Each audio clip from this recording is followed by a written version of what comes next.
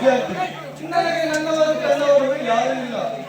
ಅತಿ ಚಿಕ್ಕ ವಯಸ್ಸಿನಲ್ಲಿ ತಂದೆ ತಾಯಿಯನ್ನು ಕಳೆದುಕೊಂಡು ಬಡತನದ ಕಷ್ಟವನ್ನು ಪಟ್ಟು ಬಡತನದ ಬೇಗೆಯಿಂದ ಬೆಳೆದಂತ ನಾನೊಬ್ಬ ಅನಾಥ. ನನಗೆ ನನ್ನವರು ಕನ್ನವರು ಯಾರೂ ಇಲ್ಲ. ಬಟ್ ನನಗೆ ಒಬ್ಬನೇ ಒಬ್ಬ ಆತ್ಮ ಮಿತ್ರ ಇದ್ದಾನೆ. ಅವನ ಹೆಸರು ಗಗನ್ ಅಂತ. ಅವರಲ್ಲಿ ತಾವು ಇಂತಹ ಕಾಮಕತೆಗೆ ಹೇಗೆ ಸಿಕ್ಕಿರುತ್ತೀರಿ? ನಾನು ಈ ಊರಿನ ಶ್ರೀಮಂತನಾದ ಸೂರ್ಯನ ಒಬ್ಬಳೇ ಒಬ್ಬ ತಂಗಿ ದೀಪ ಅಂತ. ಹೇ ದೀಪ, ಚಿಕ್ಕ ವಯಸ್ಸಿನಲ್ಲಿ ಜೊತೆ ಅಬ್ಬಾ ಎಷ್ಟು ಸುಂದರವಾಗಿ ಬೆಳೆದಿದ್ದಾಳಲ್ಲ. ನಾನು ಚಿಕ್ಕವರಿಂದ ಪ್ರೀತಿಸಿದ ಪ್ರೀತಿಸಿದ್ದು ಹೇಳಬಾರದು.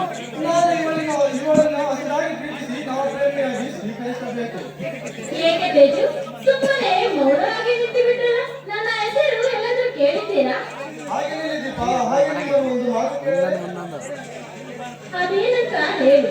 ಬೇಜಾರಾಗಲ್ಲ ತಾನೆ? ಮನಸ್ಸಿನಲ್ಲಿರುವ ಪ್ರಸಂಗಗಳು ಬೇಡ, ಅದೇನಂತ ಹೇಳಿ. ಹೌದು ಅದು ದೀಪ, ನಿನ್ನ ಹೃದಯಕ್ಕೆ ಆತ್ಮದ ಒತ್ತಡಕ್ಕೆ ಕಾರಣವಾಗಿದೆ. ಒಂದೊಮ್ಮೆ ನಿಮ್ಮ ಭಯ ನನಗೆ ಕಾಡುತ್ತಿದೆಯಲ್ಲ. ಅಯ್ಯೋ ಹುಚ್ಚಪ್ಪ, ಗಂಡಸರಾಗಿ ಇಷ್ಟೊಂದು ಹೆದರಿಕೊಳ್ಳೋದ? ಅದೇನಂತ ಕೈ ಬಿಟ್ಟು ಬರ್ತದಂತ ಹೇಳಿ. ಅದು ದೀಪ, ನಿನ್ನ ಹೃದಯಕ್ಕೆ ಸ್ವಲ್ಪ ಜಾಗ ಕೊಟ್ಟರೆ ನಿನ್ನ ಜೊತೆ ಸುಖ ಸಂತೋಷದಿಂದ ಜೀವನ ಸಾಗಿಸುತ್ತೇನೆ. ಹಾಗೆ ಹೇಳಲಿಲ್ಲ ದೀಪ. ಇವನು ಸರಿಯಾದ ಸಮಯಕ್ಕೆ ಬಾರದಿದ್ದರೆ ನನ್ನ ಜೀವನ ಕಣ್ಣೀರಿನ ಕಥೆಯಾಗಿದೆ. ಇವನಿಗೆ ನನ್ನ ಮನಸ್ಸು ನೀಡುವುದರಲ್ಲಿ ಯಾವುದೇ ಅನುಮಾನವಿಲ್ಲ.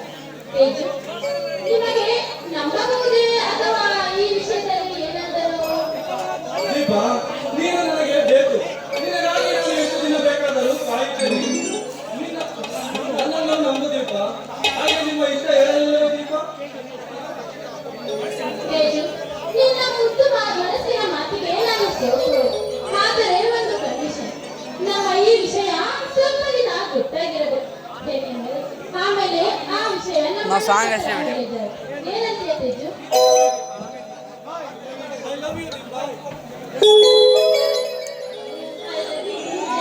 ಹಾಗೆ ನನ್ನದೊಂದು ಕಂಡೀಷನ್. ಅದೇನಂತ ಹೇಳಿ ದೀಪ. ನಿನಗೆ ಯಾವುದೇ ಕಷ್ಟ ಬಂದಾಗ ನನ್ನನ್ನು ಕೈ ಬಿಡಲ್ಲ ತಾನೆ? ನಿನ್ನ ಇಷ್ಟರಂತೆ ನಡಿ. ಹಿಂದೆ ನಾಗಲೋಕದಲ್ಲಿ ನಾಗಿರುತ್ತೇನೆ.